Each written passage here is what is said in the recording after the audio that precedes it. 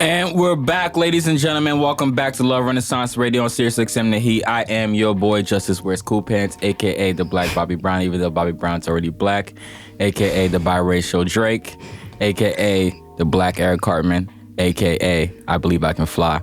And I have the money in the room with me. We got a new one today. Yeah, come That's on. new. That's how I feel. Hey, people. It's still me, Amber Grimes. If you know me, Bacardi, if you follow me in the neighborhood, homegirl, if you think that Justice is funny. Justice, you have... This is not for humor reasons. This is who I am. I know. There's a little... You sound tired today. You had a long night? Yo, why don't you mind your own business? We have the money in the building today, though. We do have a lot of money. It's a lot of money in the building. This. Where's the horn? That thing. I'm excited because we are still celebrating Women's History Month all month on this show, and I promised that we were going to have some incredible women on the show. I came through on that promise, and they are here. Nova WAV. I'm so excited to have you guys here. So excited to be here with you. Absolutely. I have to do the thing real quick, though. Hold on, let me get my voice together.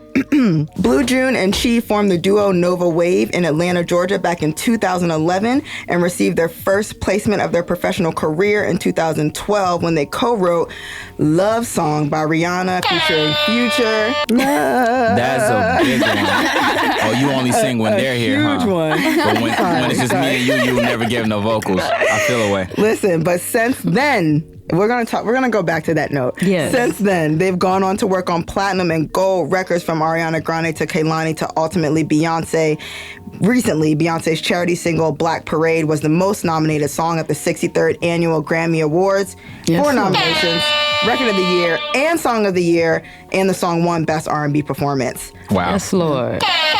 Amazing. I was there when Love Song was created. And we were in a writing camp for Rihanna. Mm-hmm. I was only 21, so probably one of my favorite parts of my career. Oh, wow. Going and be like, okay, I'm running over to this studio, and we're making the songs, and we run back and we let her hear them, and she's like, trash. Yeah. I'm gonna record this one. And then we got this song. Blue played this song, and I'm like, yo, what is that? And Future came on with the crazy... I can't do it. Justice, I'll let you do it. What you mean? When he does the love song thing. Oh, when he puts his heart into it? Oh yeah. And Blue was like, call them so you can get the lyrics to this song, and call Future and ask him what the fuck he's saying. Because we have no idea what he's saying.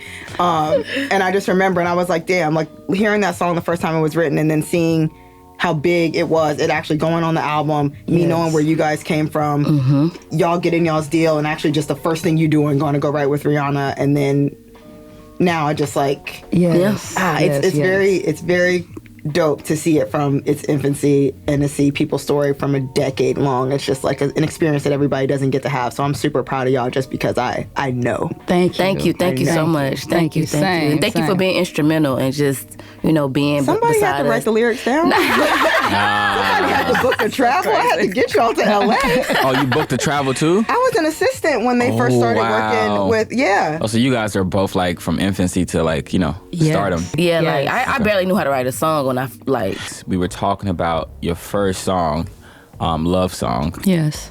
Can you tell me like where you guys were, like when that was coming up? Like what happened? Oh, let's give you a really funny story. Mm-hmm. Okay, so right before that, 2012, our actual first placement was Bobby Valentino featuring Future, and it was, what's the song called? Tipsy Love, right? You have a song together? They have a song together. Right. They have a song together. It's on DSPs? Yeah. All right, bet. Which we wrote and produced, right? Mm-hmm. So we're like, oh man, Future finna jump on this. On the way to the airport to go to LA. Yes, on the way to go to, on the way to the airport, the song comes on the radio, Frank Ski 103. Mm-hmm. We're in the Uber, I don't know what it was back then. Well, somebody was driving. And he puts the song on, he plays it. We're like, oh my God, the song is on. You know what I mean? Like, we're not expecting that. And he literally was like, this is the worst song I've ever heard. He was like, the driver said that? Yeah, he went. Frank Ski. He went Frank Ski said that on the radio. He went in on it. Why would you write a song? Like, why would you do this? He went in on us. And then we got on the plane to come here. I was like, our life is over. We trash. We ain't gonna never hit. Like, And then it was just so crazy. The following week, that weekend, we did the song featuring another song featuring Future. I just thought about that. Yeah. And then, how the tables turned. But it was just so crazy. Wait, did you guys ever meet Frank Ski? We didn't. No, we haven't. So here's what we're going to do. We're going to send Frank Ski the biggest record player and that Bobby Valentino and Future song and be like, watch your mouth. Uh-oh. I'm petty like that. Love to Frank Ski. We love you, Mike. Love? Yes, love to you. You shaped us in a way. Hey, no, he shaped us in a way. He shaped us. It was just like, go harder. Okay. Yeah. But yeah, it was just funny. It was funny. All right, Frank Ski, you get to live another day. But honestly, even just creating that song, Future had already done the hook. You know what I mean? And so it's crazy. We were sitting in the studio, and they played it one time, and we were like, "What is he? What?" And then the very second time he played it, we was like, "Oh, this is a this is it. Yeah, we got it. This is a smash." Yeah. You know what I mean? So we did our thing that we do. We pray, we kick everybody out, we do the whole nine. You know what I mean? We summon greatness. You know what I mean? And it turned out to be what it was. Okay, cool. How do you know? Because you just said it's a smash. Like, do you get a feeling when it's a smash? Like, how do you know when you feel like it's a smash? Because you guys got a lot of smashes. So it's a feeling. You just trust the instinct. Like, up until that point, we hadn't really had any for real success, but we just trusted that thing that we know we have. So it's just like when you know, it just felt good, and we just went with it. We were like, okay, we don't know what's gonna happen. She might hate this, but it's Future. Yeah. You know what I mean? Yeah. And we're Nova, so why not? You know what I mean? And it worked. It's great to hear you guys speak from such a humble place about Frank Ski and being a dream killer and your first song, but being able to be as big as you are now.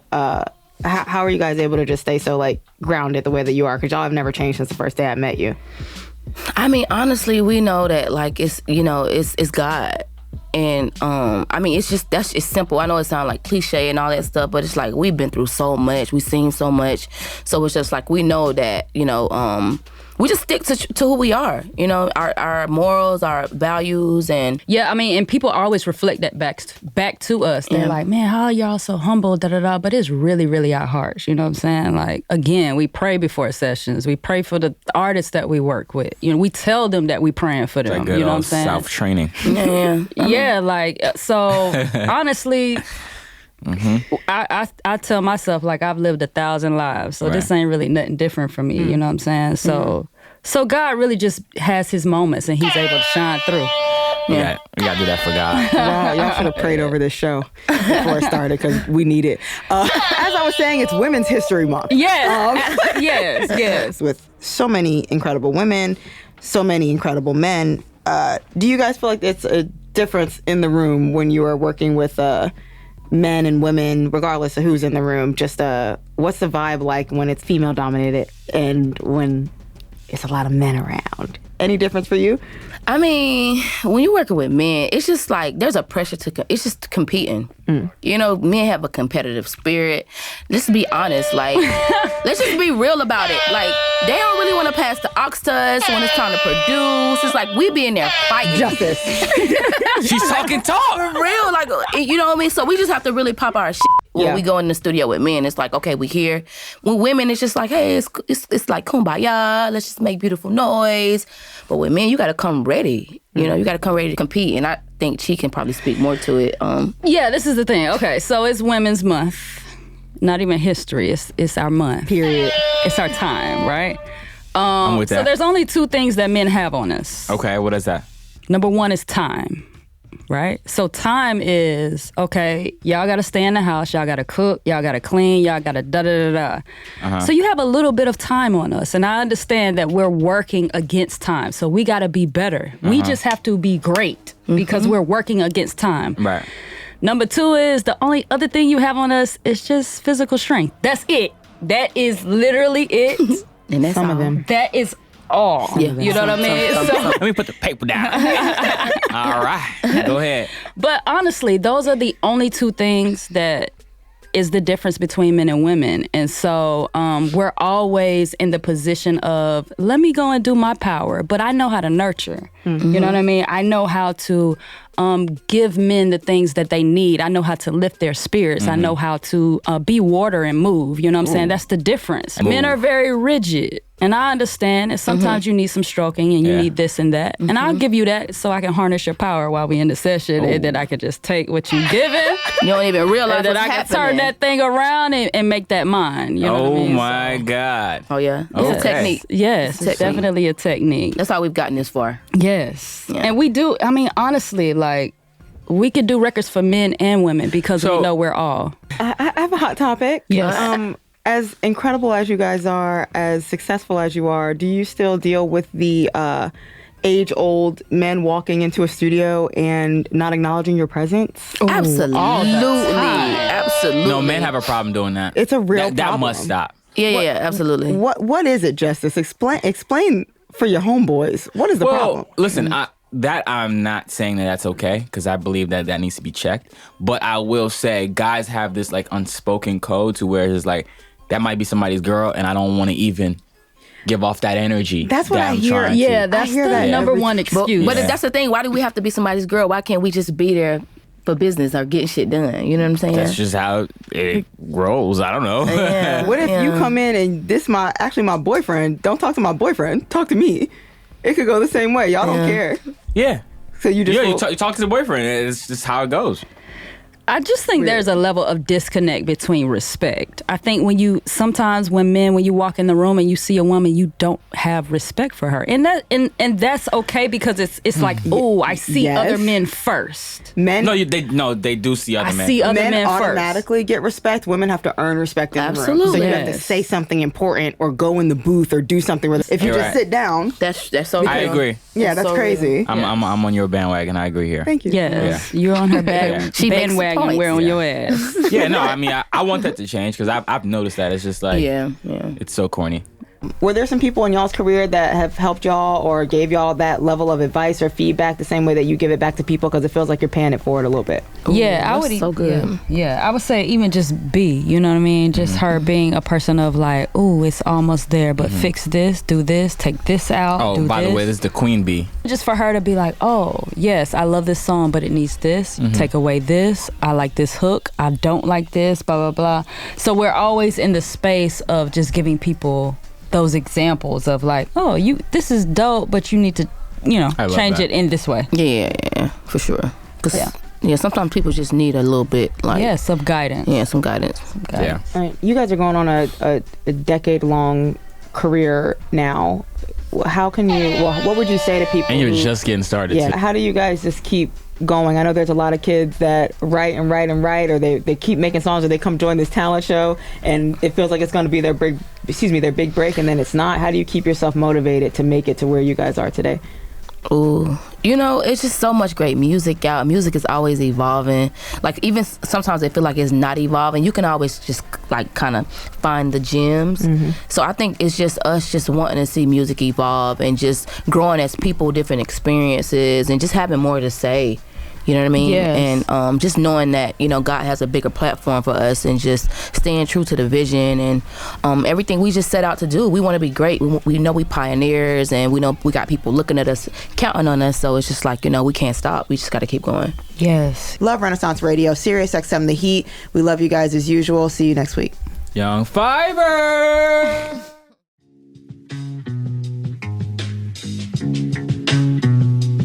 Love Renaissance Radio, SiriusXM The Heat. Black Bobby Brown, even though Bobby Brown's already black. I can only imagine what your girlfriend has to deal with moving in with you. Love Renaissance. Hell on earth.